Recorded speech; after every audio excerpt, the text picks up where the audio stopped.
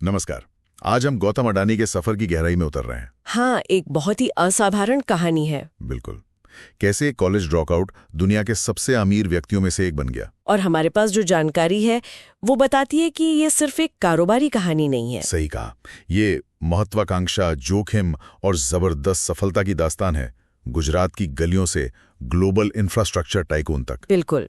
तो इस चर्चा में हम उन मुख्य पड़ावों और उन निर्णायक मोड़ों को समझने की कोशिश करेंगे जिन्होंने इस पूरी यात्रा को आकार दिया। हाँ, और वो भी बिना किसी पारिवारिक विरासत या किसी बड़ी डिग्री के। यही तो सबसे दिलचस्प बात है, कैसे ये मुमकिन हुआ। तो कहानी शुरू होती है 1962 में गुजरात के थराद से। पिता छोटे कपड़ा व्यापारी थे। और 7 भाई बहनों में से एक थे गौतम। साधारण शुरुआत। हाँ, लेकिन कहते हैं सपने बड़े थे। किशोरावस्था में ही मुंबई चले गए। कॉलेज के लिए नहीं गए थे वो? नहीं, कॉलेज के लिए नहीं, बल्कि एक डायमंड सॉर्टर का काम करने, सिर्फ 200 रुपए महीने पर। और यहाँ ये बात अहम है, जैसा कि सूत्र बताते हैं कि उनका ध्यान पैसे पर नहीं था। हाँ, भविष्य पर नजर थी। बिल्कुल। ये उनकी शुरुआती महत्वाकांक्षा दिखाता है कि विजन पहले से था। सही। फिर बड़ा मोड़ आया 1988 में। अडानी एक्सपोर्ट्स। हाँ, अपनी कमोडिटी ट्रेडिंग कंपनी शुरू की, मतलब कच्चे माल, वस्तुओं का व्यापार, जैसे कोयला, मेटल्स, कृषि उत्पाद। लेकिन असली बदलाव आया 90 के दशक में, जब भारत की अर्थव्यवस्था खुली, उदारीकरण का दौर। हाँ, और उन्होंने सिर्फ अवसर देखा नहीं, बल्कि उसे बनाया। ये बात महत्वपूर्ण है। उन्होंने दूसरों के लिए व्यापार करने की बजाय व्यापार को कंट्रोल करने का सोचा। और इसीलिए बंदरगाह बनाना शुरू किया। मुंद्रा पोर्ट। हाँ, मुंद्रा पोर्ट आज भारत का सबसे बड़ा वाणिज्यिक बंदरगाह है। ये एक बहुत बड़ा रणनीतिक बदलाव था, ट्रेडिंग से सीधे इंफ्रास्ट्रक्चर के नियंत्रण तक। हाँ। और मुंद्रा पोर्ट जैसे प्रतीक बन गया, भारतीय सप्लाई चेन की रीढ़। लेकिन ये सफर आसान नहीं था, है ना? कई मुश्किलें भी आईं। बिल्कुल। 2008 के मुंबई ताज होटल हमलों का जिक्र आता है। हाँ, वो उस वक्त वहीं मौजूद थे। और बाल बाल बचे थे। ये एक बहुत बड़ा हादसा था। कहते हैं इस अनुभव ने उन्हें और मजबूत बनाया। हाँ, और इसके अलावा भी उनकी कंपनियों पर कई तरह के आरोप लगे।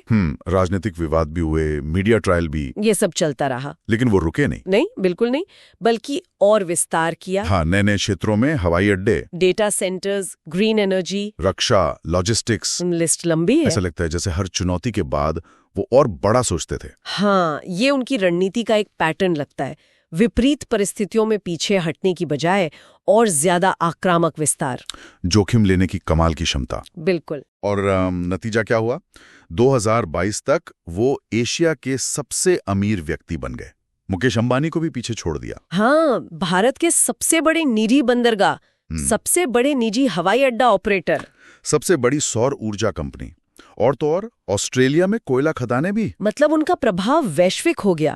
कारोबार का पैमाना जबरदस्त था। वो सिर्फ एक उद्योगपति नहीं रहे, एक तरह से एक वैश्विक शक्ति बन गए। सही कहा। जिसे नजरअंदाज करना मुश्किल था। लेकिन फिर आया 2023। हाँ, हिंडनबर्ग रिपोर्ट। एक बड़ा तूफान आया। समूह पर स्टॉक की कीमतों में हेरफेर के आरोप, अकाउंटिंग फ्रॉड के भी गंभीर आरोप थे। और नतीजा, बाजार में भारी गिरावट, कंपनियों की वैल्यू अरबों डॉलर कम हो गई। ये शायद उनके करियर का सबसे बड़ा संकट था। बहुत बड़ा झटका। लेकिन जानकारी ये बताती है कि उन्होंने हार नहीं मानी। नहीं, बल्कि बहुत चुपचाप पर्दे के पीछे रहकर काम किया। कर्ज का पुनर्गठन किया, मतलब लोन्स को रिस्ट्रक्चर किया। हाँ, निवेशकों का विश्वास जीतने के लिए जरूरी कदम उठाए, समूह को स्थिर किया। और ये सब बहुत तेजी से हुआ। बिल्कुल। ये सिर्फ एक वापसी नहीं की। नहीं, ये मुश्किल हालात में, दबाव में उनकी रणनीति और संयम का उदाहरण था। हाँ, एक तरह से संकट प्रबंधन की केस स्टडी बन गई। उन्होंने निवेशकों से संवाद किया, भविष्य की योजनाओं पर भरोसा दिलाया। तो एक कॉलेज ड्रॉपआउट से 100+ बिलियन के साम्राज्य तक गौतम अडानी की कहानी फोकस, दूरदृष्टि और शायद अटूट आत्मविश्वास की कहानी है। हाँ, और जैसा कि स्रोत बताते हैं, ये दिखाता है कि शक्ति पाने के लिए जरूरी नहीं कि आप उसमें पैदा हों। सही। एक विजन और उसे बिना रुके पाने का साहस चाहिए। इस पूरी कहानी को अगर हम देखें तो एक सवाल जरूर मन में आता है। क्या? कि ये जो असाधारण सफलता होती है, इसमें महत्वाकांक्षा का कितना हिस्सा है, अवसर पहचानने की क्षमता का कितना, और संकटों से लड़ने की जो हिम्मत होती है उसका कितना? ये एक अच्छा सवाल है।